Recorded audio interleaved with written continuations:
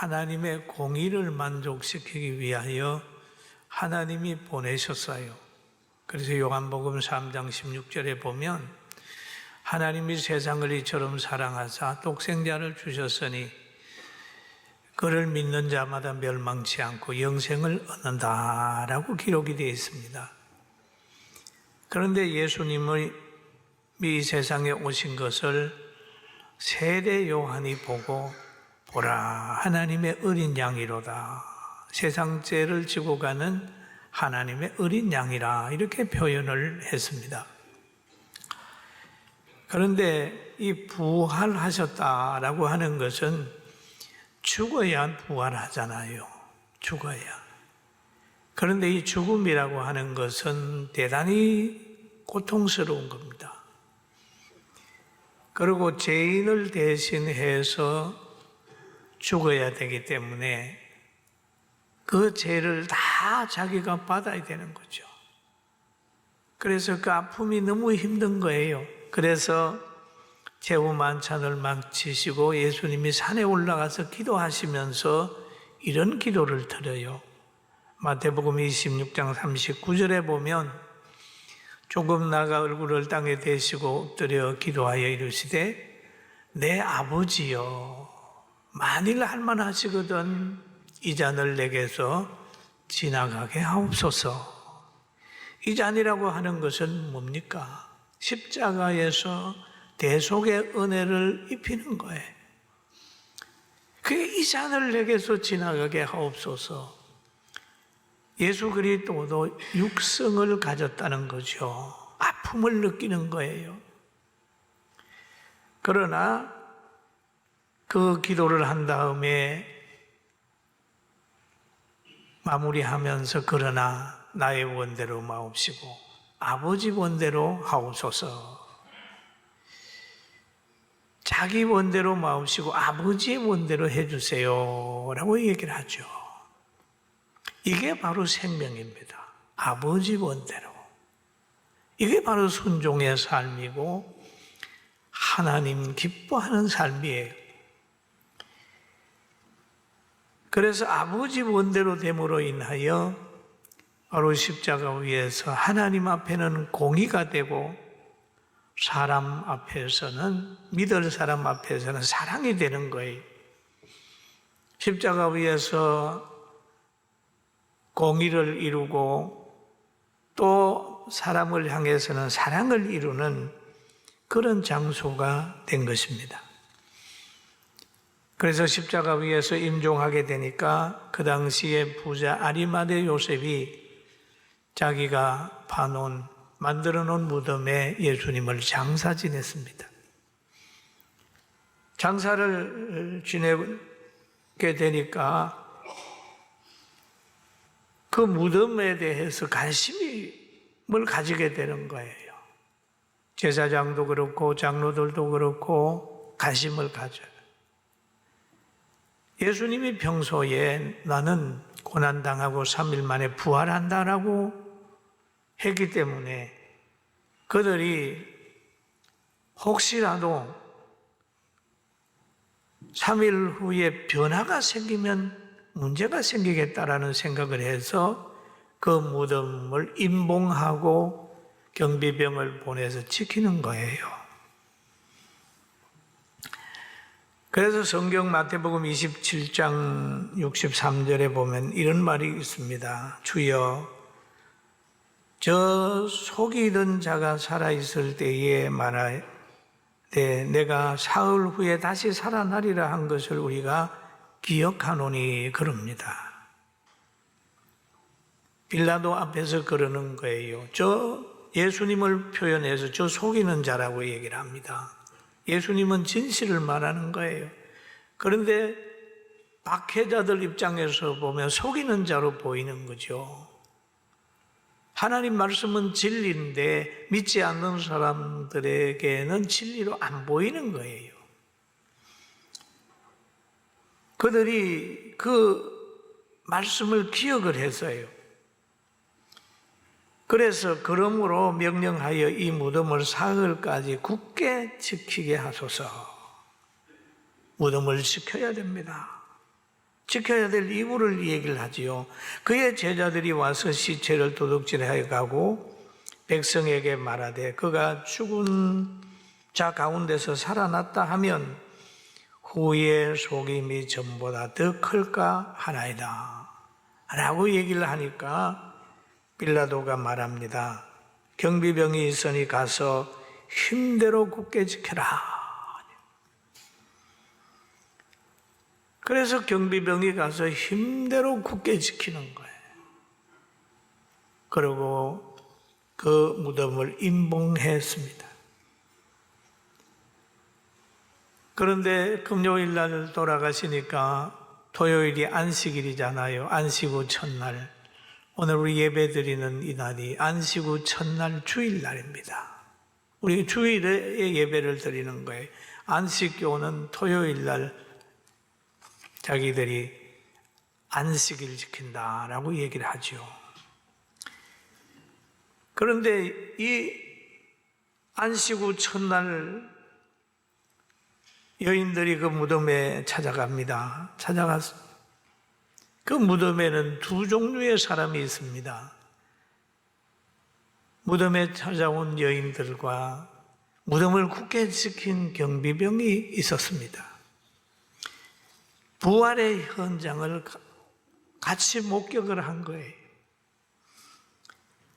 그런데 부활의 현장의 변화를 보면서 경비병들은 너무너무 겁이 나서 죽은 사람과 같이 되었어요. 완전히 졸도해버렸습니다.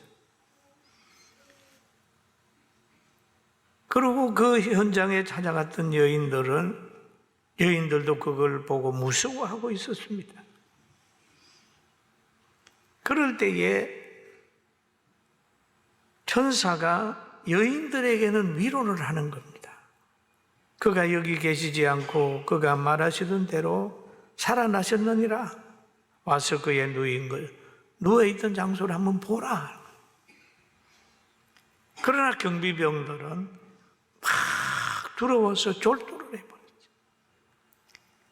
그런데 경비병들도 부활의 증인이 되고 여인들도 부활의 증인이 되는 거예요. 여러분 보세요. 경비병들은 자기들을 거기에 근무하라고 지키라고 보낸 이들에게 가가지고 예수님 부활했습니다. 여인들은 제자들에게 가가지고 할 말이 예수님 부활했습니다. 갈릴리에서 만나자고 합니다. 라고 얘기를 하는 거죠.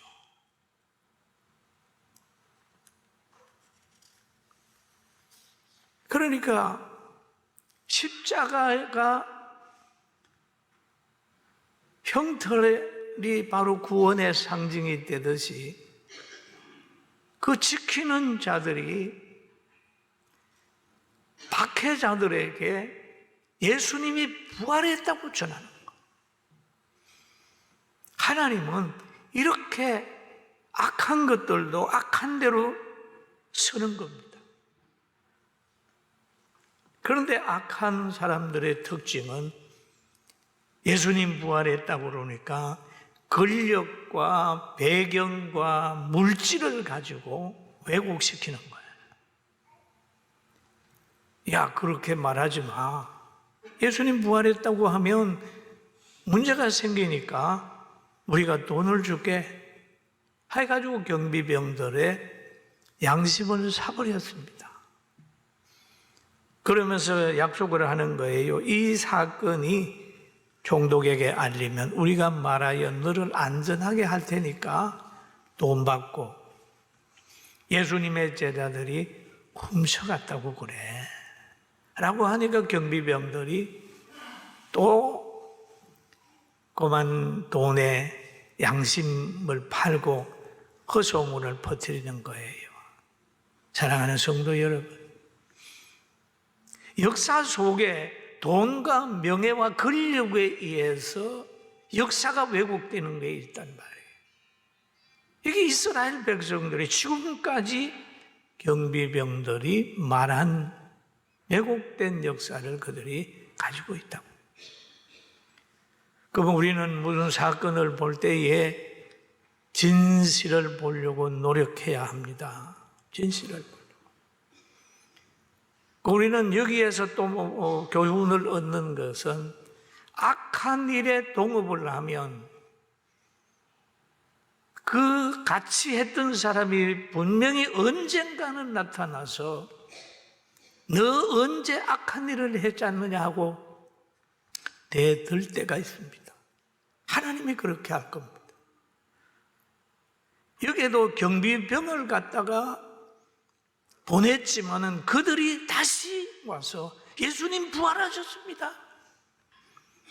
그러니 또 그걸 양심을 사고 돈으로 하고 그랬지만은 그 사건은 오늘날까지 알려진 것처럼 여러분 절대로 악인과 동업하기나 같이 공모하지 말고 의를 따라가게 되기를 주의 이름으로 축원합니다. 언젠간 저 사람 우리의 선한 것도 얘기를 하고 우리의 악한 것도 얘기를 하는 거예요. 선한 것은 늦게 드러납니다.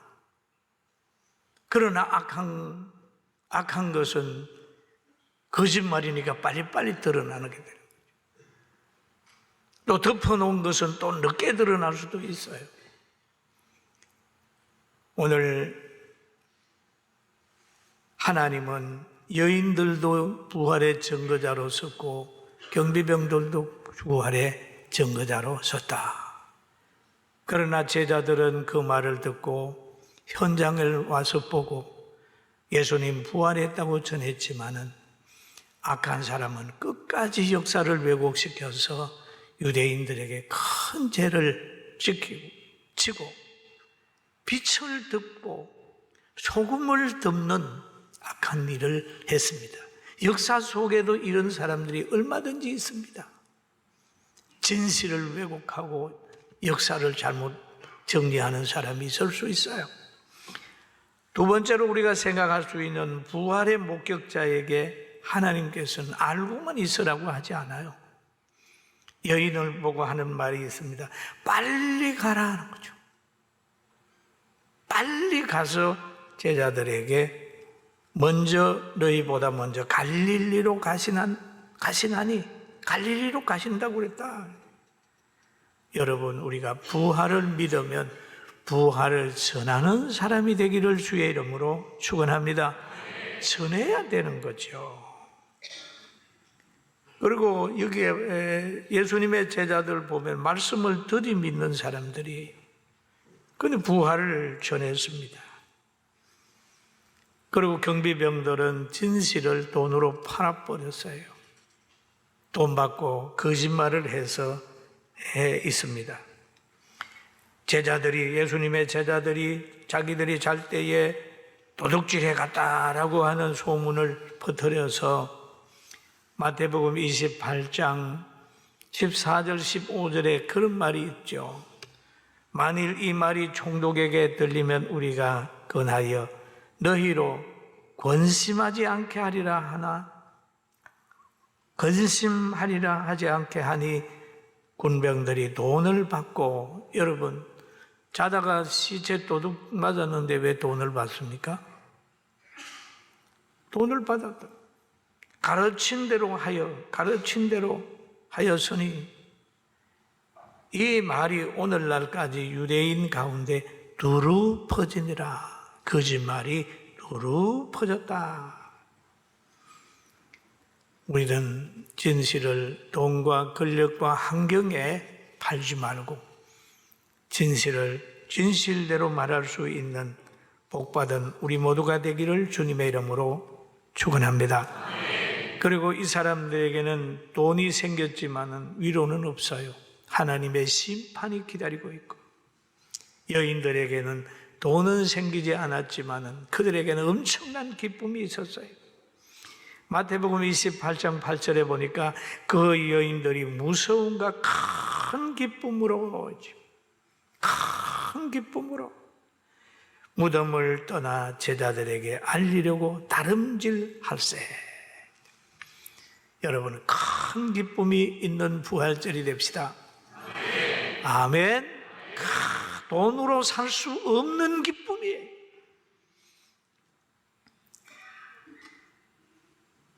죽은 줄로 알고 무덤을 찾아갔는데 그분이 살아났단 말이에요. 그러니까 거기에서 오는 기쁨은 돈으로 계산 안 돼요.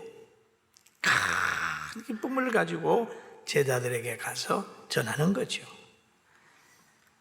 부활을 전하는 자에게 하나님께서 은혜를 입혀주는데, 바로 부활하신 예수님 만나게 되니까 제자들에게 예수님 말씀하셨어요. 성천하시기 전에 많은 사람에게, 그럼 너희는 예루살렘을 떠나지 말아라. 내가 너희에게 분부한 약속이 있다. 하나님의 약속을 기다려라. 뭘 기다려내야? 성령을 받아라. 성령을 받아라. 성령을 받아라. 이 성령을 받아라. 사도행전 1장에 보면 이런 말 있죠. 사도들과 함께 모이사 그들에게 분부하여 이르시되 예루살렘을 떠나지 말고 내게 들은 바 내 아버지께서 약속하신 것을 기다리라. 기다려라. 여러분, 기다릴 줄 알아야 됩니다. 믿습니까? 하나님의 약속을 믿고 기다려요. 하나님의 축복하는 줄 알고 천국을 믿으면서 어려움이 올 때마다 하나님은 감당할 시험밖에는 허락하지 않으니까 나는 이 시험 이길 거야. 하나님이 이길게 할 거야. 감당하니까 주는 거야 하고 인내하며 기다리고 나아갈 때 다른 사람이 가지지 못하는 초자연적 힘이 여러분에게 있을 수 있어요. 할렐루야. 아멘. 한번 따라 합시다. 나는 시험을 이긴다. 믿습니까? 이기는 거예요. 하나님은 감당하지 못할 시험을 주지 않아요. 다 감당하게 하시고 감당 못할 정도 같으면 피할 길을 주신다고 성경이 말하고 있습니다. 그리고 성령을 받아라. 직분을 준 다음에 복음을 전하라고 하고 그냥 말만 한 게 아니라 복음을 전할 수 있는 영을 보내주는 거예요. 전능하신 하나님의 영을 보내주는데 사도행전 1장 8절에 보니까 이런 말이 있어요. 우리 같이 보실까요? 오직 성령이 너희에게 임하시면 너희가 권능을 받고 예루살렘과 온 유대와 사마리아와 땅끝까지 이르러 내 증인이 되리라 하시니라. 내 증인이 되리라. 내 증인이 되려고 하면 예루살렘과 유대와 사마리아 땅끝까지 증인이 되려고 하면 성령을 받아 능력을 받아야 된다라는 거죠. 그럼 성령은 하나님의 영이잖아요. 영계에서 제일 강하신 분이 사탄을 막 지배하는 거죠. 성령은 하나님의 영이요, 권세 있는 영이요, 지혜의 영이요, 거룩한 영이요, 분별의 영입니다. 성령을 받으면 죄에 대해서, 의에 대해서, 심판에 대하여 깨달음이 있습니다. 그리고 이 영을 받게 되면 성품이 변해요. 이 영을 받으면 세상에서는 소금과 빛으로 나타나게 되어 있습니다. 그래서 갈라디아서 5장 22절에 보면 성령의 열매를 얘기를 하고 있죠. 오직 성령의 열매는 뭐라고 그랬죠? 사랑. 사랑이 있으면 문제가 있나요? 사랑하게 되면 늘 상대를 자기보다 낮게 여기잖아요. 사랑하는 사람을 위해 헌신하는 것은 누림입니다. 누림입니다. 사랑하게 되면 허물이 덮여져요. 사랑하게 되면은 그 사람을 동행하는 것은 기쁨이에요. 사랑만 있으면 가정이 행복하지요. 사랑만 있으면 만남이 즐거움으로 바뀌지 않습니까? 그 다음에 성령 안에는 희락이 있어요. 화평이 있습니다. 오래 참음, 자비와 양성과 충성이 있어요. 여러분, 온유하고 인내하고 사랑하고 화평하고 하게 되면 문제가 있을 수 있나요? 나라와 나라끼리는 전쟁이 없어질 거고, 가정에서도 사랑이 있으면 그 사랑은, 그 가정은 행복한 가정이 될 수 있어요. 하나님을 사랑하게 되고 사람을 사랑하게 되면요, 구원의 확신을 가지면 복음을 전하지 않고는 견딜 수가 없는 거예요. 왜? 물에 빠진 사람 여러분 지나쳐 버립니까? 생명을 사랑하는 사람이라면 물에 빠진 사람 근처 주고 갈 거라고. 구원의 확신을 가지게 되면 전도하지 않으면 마음의 괴로움이 있어요. 여러분, 성령의 사람이 되기를 주의 이름으로 축원합니다. 바울 사도가 성령을 받은 후에 완전히 사람이 바꾸어졌어요. 천국을 깨달은 그는 감옥에 갇히기도 하고 성령 박해를 받기도 하고 매를 맞기도 했지만 계속해서 복음을 전했죠. 복음을 전. 예수님의 제자들을 이렇게 살펴봤더니요, 사도 요한은 patmos섬으로 유배를 가가지고 계시록을 썼고, 가룟 유다 예수님을 판 그는 자살해서 죽었고, 그 나머지 사람들은 계속 복음 전하다가 전부가 순교를 당했어요. 순교를. 그러면 순교를 당해도 그에겐 즐거움이 있었습니다. 바울 사도는 데살로니가 교회에 편지를 하기를 이렇게 합니다. 항상 기뻐하라. 쉬지 말고 기도하라. 범사에 감사하라. 이것이 그리스도 예수 안에서 너희를 향하신 하나님의 뜻이니라. 성령을 소멸하지 말며 예언을 멸시하지 말고 범사에 헤아려 좋은 것을 취하고 악은 어떤 모양이라도 버려라 라고 얘기를 했어요. 이것이 뭡니까? 성령의 열매로. 다메섹 도상에서 예수님 만나 성령을 받은 후에 이렇게 변했습니다.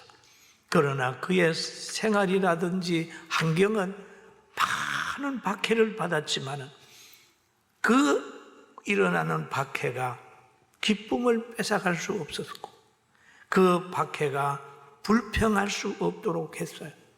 그 정도 하나님의 영이 있으면 오늘도 여러분 기뻐하고 환경을 이기게 될 줄로 믿습니다. 할렐루야. 이번 부활절을 통해서 다시 한번 새로운 힘을 얻고 일어나서 행복한 가정 만들고 행복한 사회 만들고 영원한 천국 바라보면서 좁은 길로 또박또박 걸어서 목적지를 바라보면서 검은 머리 하얗게 바래도록 장수하면서 축복받아 살기를 주의 이름으로 축원합니다.